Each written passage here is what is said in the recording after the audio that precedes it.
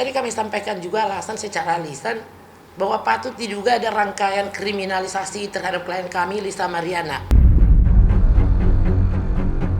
Dia kan mengaku bahwa itu video sur dia. Nah, kalau itu pengakuan dia memang benar ada, nah tidak tertutup kemungkinan bisa jadi tersangka. Kalau bicara masalah grafi, klien kami adalah korban juga.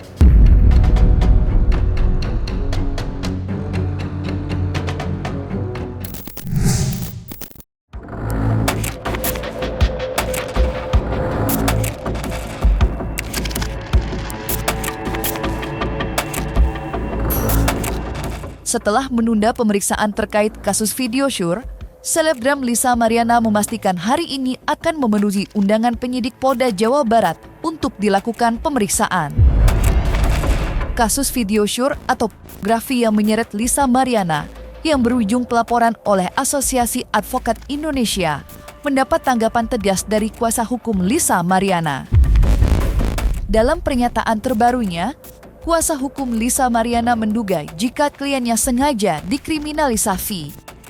Dengan kata lain, ada operasi untuk menjerat Lisa Mariana di tengah konfliknya yang panas dengan mantan Gubernur Jawa Barat Ridwan Kamil. Terlebih saat ini, Lisa Mariana telah melayangkan gugatan secara perdata terhadap Ridwan Kamil dan gugatannya tersebut sedang bergulir di Pengadilan Negeri Bandung. Lantas, apakah laporan video syur terhadap Lisa Mariana erat kaitannya dengan pihak Ridwan Kamil?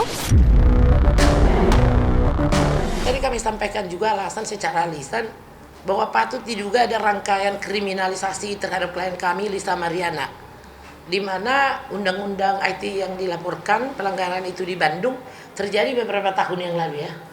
Nah, dalam hal ini kenapa baru sekarang muncul gitu loh? Sesudah ada laporan Pak RK di Mabes tentang pencemaran nama baik, muncul kembali juga laporan ini gitu loh. Kenapa nggak dari dulu gitu?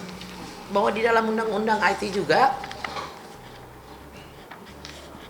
maka kami mengajukan permohonan itu untuk diperiksa, disatukan di Bareskrim agar ketahuan sebenarnya siapa yang punya kepentingan di dalam laporan ini gitu. Sebenarnya siapa yang menciderai konsiderasi hukum itu. Ya. Dan juga tadi kami sampaikan juga untuk pembelaan hukum terhadap klien kami bahwa Lisa Mariana melakukan konferensi pers dan juga teriakan di situ untuk melindungi haknya. Di mana pasal-pasal 5 Undang-Undang Dasar Hukum Pidana pembelaan terhadap nyawa anaknya. Kalau tidak makan kan mati dia. Dia tidak ada lagi akses untuk menghubungi. Dan laporan tersebut adalah bersifat delik aduan. Tentu yang dilaporkan kan hanya perbuatannya yang baik-baik saja. Yang tidak baik-baiknya tidak dilaporkan kan. Dalam hal tersebut, kami sebagai kuasa hukum tidak membela ketidakbenaran dalam peristiwa hukum tersebut. Ya, tapi kami hanya meluruskan bahwa pelapor dan terlapor adalah sama-sama aktor peristiwa di balik timbulnya laporan tersebut. Seperti istilah hukum maling teriak maling. Kiranya Pak Ridwan Kamil, seperti preskon kami waktu di Bandung, untuk membersihkan nama Bapak, gentleman lah untuk volunteer untuk tes DNA. Tes DNA itu akan jelas membuktikan parenity hubungan genetika antara anak dan orang tua. Jadi tidak melebar ke sana kemari. Menurut pandangan kami sebagai kuasa hukum dari Lisa, rangkaian laporan di Bandung ini patut diduga ada keterkaitan, menyulitkan gitu. Jadi terpaksa kita harus tunda salah satunya. Jadi untuk pemeriksaan Lisa Mariana, kami tadi sudah menyampaikan ke Bareskrim karena besok akan menghadiri pemeriksaan Polda Metro Jaya terkait dengan pelanggaran undang-undang IT, dan kita mohonkan juga kepada Kapolri dan Biro Arsidik dan juga kepada Propam untuk diperiksa juga apa kepentingan daripada pelaporan ini terhadap Lisa Mariana. Mereka berkuar-kuar menyatakan silakan melakukan upaya hukum, bermartabatlah. Giliran kita melakukan upaya hukum, tak muncul batang hidungnya gitu. Mereka melaporkan klien kami kepada Bareskrim, kami datang kok. Kalau mau buat alasan mah 1001 jalan menuju Roma, apa aja bisa kita buat alasan. Tapi marilah kita pertontonkan sebuah praktisi hukum yang benar gitu. Setidak-tidaknya pelapor ini pernah bertemu dengan Lisa. kita juga tidak bisa menduga seperti yang Markus katakan. Tak satu pun ahli pidana di luar sana yang mengatakan itu murni anak Pak RK atau anak siapa. Tapi pengakuan Lisa Mariana itu adalah akibat hubungannya dengan Lisa Mariana. Kalau Bapak Ridwan Kamil adalah seorang mantan negarawan ya, tentunya harus muncullah untuk melakukan tes DNA. Itu kan video shoot kan sudah lama banget ya, 5 tahun lah maunya ya. Ya, dari 2019 ya, gue lupa pokoknya gitu. Ya, kalau misalkan harus berkubu melawan seorang ibu yang cuman rakyat biasa ini, ya nggak apa-apa gitu loh. Ingat, gue tidak di backup sama siapa-siapa, backupan gue cuma Tuhan.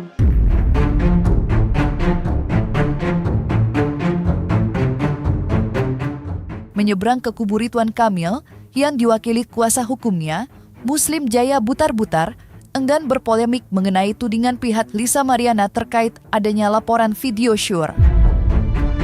Menurutnya, Lisa lebih baik menghadapi laporan yang terhadap dirinya dengan memenuhi undangan penyidik, bukan malah milih mangkir. Tidak itu saja, Muslim juga mengingatkan konsekuensi ketidakhadiran Lisa yang jika kembali dilakukan, bukan tidak mungkin penyidik Polda Jawa Barat akan menjemput secara paksa. Tersebar luasnya video syur yang diduga pemeran wanita dalam video panas itu diperankan oleh Lisa. Muslim beranggapan jika sosok Lisa yang menuding Ridwan Kamil telah menjalin hubungan terlarang hingga mempunyai seorang anak tidak dibuktikan, sebab dengan terungkapnya video panas memperlihatkan siapa sesungguhnya Lisa Mariana. Kemarin kami dapat informasi dan mendengar juga dari Humas Polda Jabar bahwa Lisa Mariana dipanggil hari Jumat kemarin, namun tidak hadir. Nah, kalau dia tidak hadir, dipanggil lagi. Kemungkinan besar kami dapat informasi juga, di media kami dapat informasi bahwa dipanggil hari Senin. Berarti kalau dipanggil pemanggilan hari Senin, berarti untuk kehadiran itu kalau tidak salah, kalau hitungannya berarti hari Jumat atau hari Jumat paling lambat ya mereka akan dipanggil yang kedua kalinya. Kalau misalnya tidak hadir lagi, maka secara hukum beliau bisa dijemput paksa oleh pihak penyidik. Kenapa? Karena tidak memenuhi panggilan. Kalau ini kalau tidak bisa hadir ya, kalau tidak hadir. Nah, tentunya harapan kami Lisa Mariana hadir saja sebagai pihak yang ya katakanlah dia kan mengaku bahwa itu video sur dia. Nah, kalau itu pengakuan dia memang benar ada, nah tidak tertutup kemungkinan bisa jadi tersangka. Tapi kami optimis ya bisa jadi tersangka dia.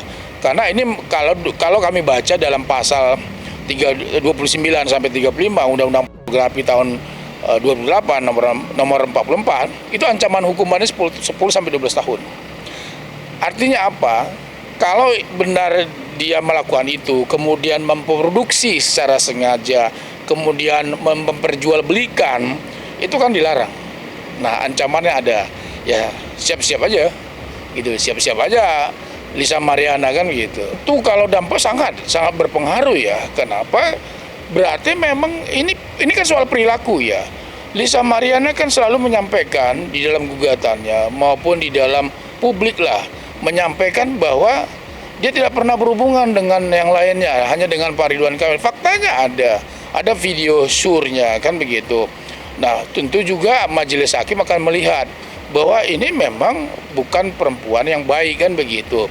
Kalau terbukti bahwa itu video surnya, sangat berpengaruh kepada nantinya penilaian majelis hakim dalam kasus yang diperdata. Paksa panggilan kedua datang, saya datang kok.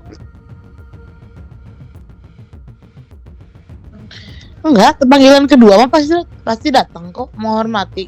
Kalau kemarin kan emang bener-bener lagi crowded ya, lagi ada kerjaan yang nggak bisa ditinggalin gitu, karena berhubungan dengan kontrak kerja gitu. Ini cuma tolong jangan digoreng lagi ya. Menurut aku dia menambah masalah karena masalah yang dihadapi ini banyak banget. Ya tinggal tunggu aja, mungkin akan pasal berlapis. Habis karena ini gitu ya.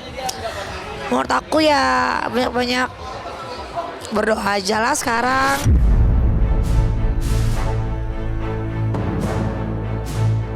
Pernyataan kuasa hukum Ridwan Kamil, Muslim Jaya Butar-Butar yang keras menyerang Lisa mendapat tanggapan-tanggapan tak kalah kerasnya dari John Boy Nababan yang merupakan tim kuasa hukum Lisa Mariana.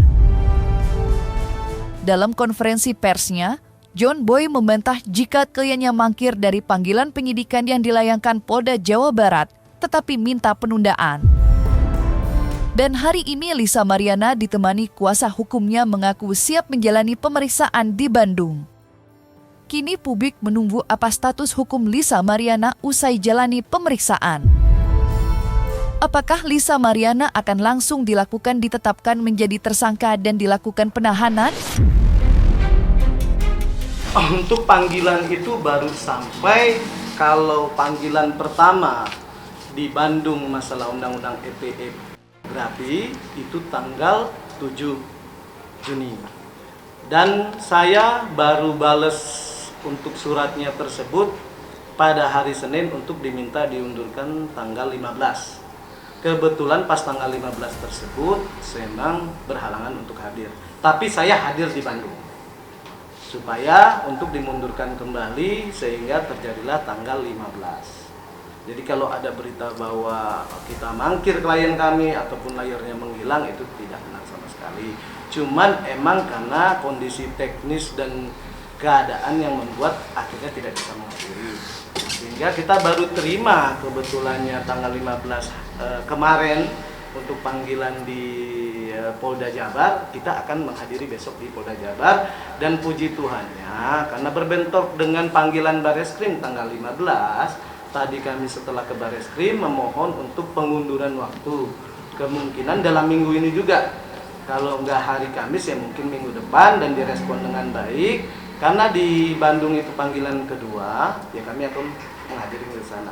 Mau orang apapun kan seperti saya bilang bahwa akan timbulnya tokoh-tokoh baru yang berada di perkara klien kami. Tujuannya juga tidak tahu. Bicara pornografi, semua orang punya historikal masing-masing. Cuman kepentingan pornografi tersebut, video tersebut buat apa?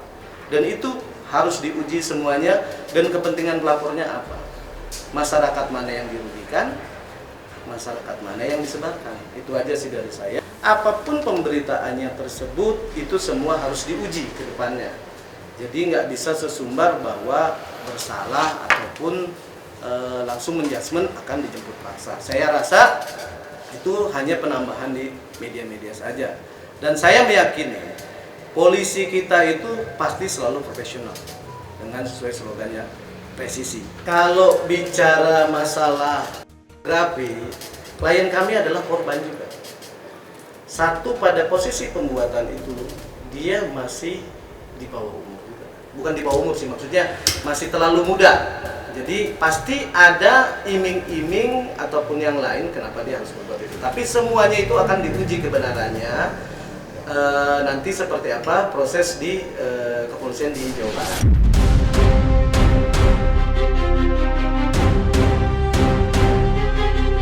Lisa Mariana bukan tanpa perlawanan, gugatannya secara perdata terhadap Ridwan Kamil merupakan bukti jika tudingannya selama ini mengenai hak anak bukanlah agenda settingan, apalagi pansos sebagaimana dituduhkan banyak orang. Namun yang menarik dari kasus gugatan perdata yang dilakukan Lisa, muncul nama baru sebagai pihak ketiga yang mengaku jika dirinya merupakan ayah kandung biologis dari Lisa Mariana yang selama ini dituduhkan pada Ridwan Kamil atau RK. Untuk mendapatkan kepastian hukum tersebut, Tresorino ditemani kuasa hukumnya mengajukan intervensi atas gugatan Lisa Mariana terhadap Ridwan Kamil sebagai pihak terkait. Lantas apa tanggapan kuasa hukum Lisa Mariana atas kemunculan Tresorino yang mengaku jika dirinya merupakan ayah kandung anak Lisa Mariana? Karena ada salah satu sosok yang baru keluar penjara tiba-tiba muncul di persidangan. Nggak tahu asal usulnya dari mana, dari langit atau dari walang sawit, kita nggak tahu. Ya, dia datang, fotonya itu anak saya. Tanggapan kami ya sangat santai. Kalau emang itu anak you, kenapa you baru ribut sekarang? Kenapa lu numpang perkara di nomor 184 perkara kami? Kemana aja kemarin? Kenapa nggak bertanggung jawab? Dan pada materi tanggapan kami juga menilai bahwa sosok tersebut terancam pidana penelantaran anak. Hati-hati makanya kalau menumpang panggung, ya, tidak ada relevansinya tiba-tiba datang, ya kan? Kalau memang dia mengerti hukum, baik lawyernya atau sosok tersebut, gugat dong dengan nomor perkara yang berbeda. Kenapa mau nebeng perkara kita? Mau tenar ya? Kalau mau numpang spotlight, tadi bilang Pak John Boy, kami itu tidak takut. Mau 1000 sosok pun nanti muncul, hantu belau pun nggak peduli kami. Kebenaran itu akan kami buktikan di pengadilan. Gak usah lah banyak kuar-kuar, kebanyakan omong-omong, ya. Udah capek Indonesia ini diributkan dengan permasalahan ini terus. Kalau you orang, aktor-aktor yang baru muncul, kalau lu berani semua klien lu ayo tes demo bareng-bareng. Spotlight buat Bapak RK dan kuasanya. Ya, akrab banget kok mereka itu kuasa hukum dengan sosok itu, ya. Dan kami tidak takut. Sekalipun dunia ini runtuh, hukum itu harus ditegakkan. Sekali lagi notes dari kami untuk berkasus perdata, agenda kedepannya adalah nanti putusan intervensi sosok tersebut. Ya, notesnya adalah kalau memang dia mempunyai kegigihan katanya itu anaknya, gugat dong dalam perkara yang lain. Ngapain nebeng-nebeng perkara kita? Dan sosok itu mengerti hukum, belajar dulu yang benar. Jangan kebanyakan gaya deh.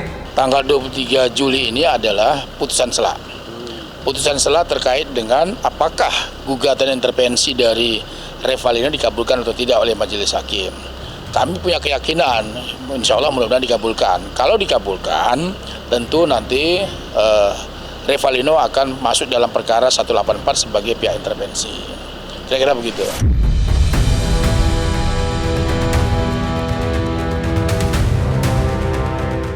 Nah, selesai sudah Cumi Lovers. Jangan lupa untuk like, subscribe, dan juga share channel YouTube Cumi Cumi.